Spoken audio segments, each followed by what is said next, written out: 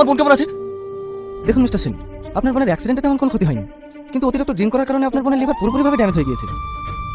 ডাক্তারবাবু, যত টাকা লাগে আমি দেবো, কিন্তু আমার বোনকে সুস্থ করে দেবেন। ও ছাড়া আমার পৃথিবীতে কেউ নাই। শান্ত হন মিস্টার সিং, আমরা আপ্রাণ চেষ্টা করছি বাঁচানোর জন্য। এখন বাঁচা মরা সম্পূর্ণ উপরওয়ালার হাতে। কিন্তু আমার একটা জিনিস মাথায় ঢুকছে না, আপনার বোন এত বড় কোম্পানির একজন সিইও হয়ে ওনার আজ এই অবস্থা কিভাবে হলো? আমার বোন মোটেই এরকম ছিল না, আজ ওর এই অবস্থার জন্য অ্যাকচুয়ালি তাই। হাবির এই রাস্তাতে ভালো ভালো যাচ্ছিল, হঠাৎ অ্যাক্সিডেন্ট কিভাবে গাড়ি চালাকে মানুষ বুঝতে পারবে? হ্যাঁ, কি চাচা, কি হয়েছে? বাপ এই দেখো এই গাড়িটা রহিমাকে ধাক্কা মেরেছে। এভাবে দাঁড়িয়ে দাঁড়িয়ে কি দেখছেন?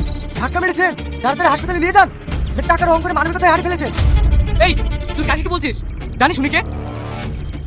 পোশাক আশাক দেখে তো মনে হচ্ছে বড় লোক বাবুর বিজ্ঞান মেয়ে। কি বললি তুই? জানিস ম্যাডাম চালে তোর সাথে কি করতে পারে? আরে যা করে করিস, অ্যাক্সিডেন্ট করেছিস, আমি ক্ষতিপূরণ দিয়ে দিই।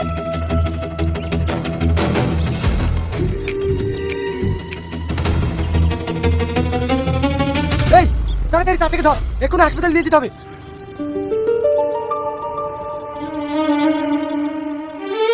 টোটো, কিরে তোর রাস্তা এত দেরি হলো কেন? আর বলিসনি, ওই রহিম চাচার অ্যাক্সিডেন্ট হয়েছিল, ওনাকে হাসপাতালে নিয়ে যেতে গেলে লেট হয়ে গেল। এখন কেমন আছে উনি? আবির বিশ্বাস, ওই দেখতে পেয়ে ডাকছে, তাড়াতাড়ি যা। All the best. Thank you. May I come in?